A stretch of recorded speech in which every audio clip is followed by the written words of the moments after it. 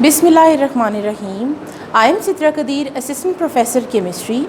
On the behalf of KRL Institute of Technology, Kahuta, I am here to start a series of lectures on the subject of Physical Chemistry, which is for DAE students of Chemical Technology, Chemical Second Year, and the subject with code CHT283.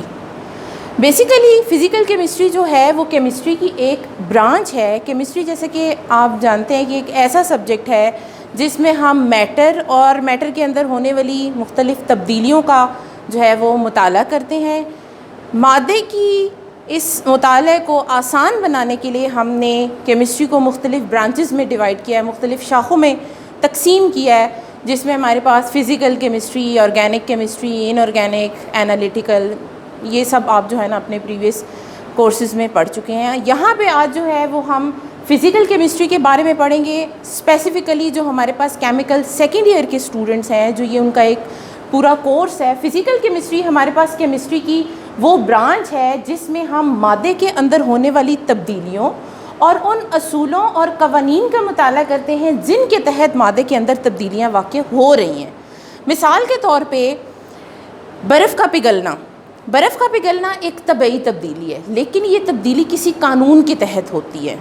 इसी तरीके से पानी का बुखारात में तब्दील होना, ये भी एक तबई तब्दीली है, लेकिन ये भी किसी न किसी कानून के तहत होती है।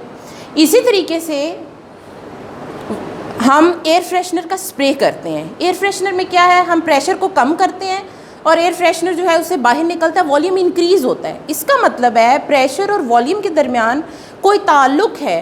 तो इन मादे के अंदर होने वाली जितनी भी तब्दीलियाँ हैं, चाहे वो फ़िज़िकल हों, चाहे वो केमिकल हों, उन तब्दीलियों को किसी ना किसी लॉ के अंडर स्टडी किया जाता है। जैसे कि हम बॉयल्स लॉ के बारे में जानते हैं, चार्ल्स लॉ के बारे में जानते हैं। तो फ़िज़िकल केमिस्ट्री में हम इन तब्दीलियों के बारे में और जिन असूलों और कवानीन के तहत ये तब्दीलियाँ वाक़या होती हैं, उन असूलों और कवानीन का मुताला करते हैं। फ़िज़िकल केमिस्ट्री का अब हम आगे देखते हैं कि फ़िज़िकल केमिस्ट्री में हमारे पास सेकेंड ईयर के लिए 9 चैप्टर्स हैं। Thermochemistry, thermodynamics, solutions, colloids, photochemistry, electrochemistry, radio activity, chemical kinetics and chemical equilibrium. इन सब चैप्टर्स की ब्रीफ डिटेल पे जाने से पहले आपको पता होना चाहिए कि हमारे इस सब्जेक्ट का पेपर पैटर्न क्या है और इसमें मार्क्स डिस्ट्रीब्यूशन किस तरह से है। थ्योरी का पेपर जो है वो 100 मार्क्स का है और प्रैक्टिकल इसमें जो है वो 50 मार्क्स पर मुश्तमिल होता है। थ्योरी का पेपर 100 मार्क्स का जो है, इसमें 2 पार्ट्स हैं। पार्ट ए ऑब्जेक्टिव टाइप है और पार्ट बी सब्जेक्टिव टाइप है। ऑब्जेक्टिव टाइप 20 मार्क्स का है, जिसमें हमें 20 MCQs आपको अटैम्प्ट करने होंगे, जिसके लिए आपको 30 मिनट्स दिए जाएंगे। सेकंड पोर्शन सब्जेक्टिव टाइप है जो 80 मार्क्स का होगा और इसमें 2 पोर्शंस हैं, short questions and long question. Short questions 50 marks के हैं। 25 शॉर्ट क्वेश्चंस अटैम्प्ट करने होते हैं आउट ऑफ 33। हर क्वेश्चन के मार्क्स 2 हैं और इस तरह से टोटल ये मार्क्स हो गए 50। लॉन्ग क्वेश्चन हमारे पास 30 मार्क्स के होते हैं। 5 क्वेश्चंस गिवन होते हैं जिसमें से 3 क्वेश्चंस करने होते हैं। हर क्वेश्चन के 10 मार्क्स और हर क्वेश्चन जो है वो उसके 2 पार्ट्स होते हैं और इस तरह से ये हमारे पास जो है वो 30 मार्क्स पूरे होते हैं। अब हम देखते हैं कि जो हमारे पास चैप्टर्स हैं उनमें ब्रीफली हम क्या क्या इस टॉपिक के अंदर, इस कोर्स के अंदर क्या पढ़ेंगे। चैप्टर नंबर 1 थर्मोकेमिस्ट्री है। इसमें हम थर्मोकेमिस्ट्री बेसिकली केमिस्ट्री की वो ब्रांच है जिसमें हम हीट से रिलेटेड चेंजेस का, किसी केमिकल रिएक्शन में जो हीट की चेंजेस हो रही हैं उन्हें स्टडी करना है। इंट्रोडक्शन है, मुख्तलिफ थर्मोकेमिकल रिएक्शंस, थर्मोकेमिकल इक्वेशंस क्या होती हैं। थर्मोकेमिस्ट्री के अंदर हम मुख्तलिफ टर्म्स यूज़ करते हैं, वो कौन कौन सी टर्म्स हैं। हीट ऑफ रिएक्शन क्या है, हीट ऑफ रिएक्शन की डिफरेंट टाइप्स, और एक बहुत इंपॉर्टेंट लॉ जो फिज़िकल केमिस्ट्री की बुनियाद है, दैट इज़ हेसिस लॉ, वो हम थर्मोकेमिस्ट्री में स्टडी करेंगे। सेकेंड चैप्टर हमारा थर्मोडायनामिक्स है, जिसमें हम थर्मोडायनामिक्स और इसके बेसिक फंडामेंटल लॉज, इसकी लिमिटेशंस, इसका स्कोप, डिफरेंट थर्मोडायनामिक टर्म्स और प्रेशर वॉल्यूम वर्क के बारे में स्टडी करेंगे। अब हमारे पास नेक्स्ट जो है वो थर्ड चैप्टर है सॉल्यूशन। सॉल्यूशंस हमारी ज़िंदगी में बहुत अहम किरदार अदा करते हैं। जिस तरह के देखें, हमारे पास अल्कोहल वाटर का सॉल्यूशन है, हमारे पास मिल्क एक सॉल्यूशन है। तो नेचर एयर सबसे बड़ी हमारे पास एक बहुत अच्छी एग्जांपल है सॉल्यूशन की। और एयर के अंदर होने वाली तब्दीलियाँ वो किन कानूनों के तहत होती हैं, तो introduction, definition, different parts of solution कौन से हैं, सोल्यूशन की कितनी किस्में हैं, सोल्यूशन की में कंसंट्रेशन यूनिट्स को किस तरीके से डिस्क्राइब किया जाता है, डिफरेंट सोल्यूशंस को हम कैसे प्रिपेयर करेंगे, किस तरह से हम एक्सपर्टीज़ डेवलप करेंगे सोल्यूशन की डिफरेंट कंपोजिशंस बनाने में, Raoult's law, ideal non ideal solutions, solubility, electrolyte non electrolyte का difference, basic process related to solution that is electrolysis, वो हम यहाँ पे स्टडी करेंगे, और डिफरेंट प्रॉपर्टीज़ ऑफ सोल्यूशन।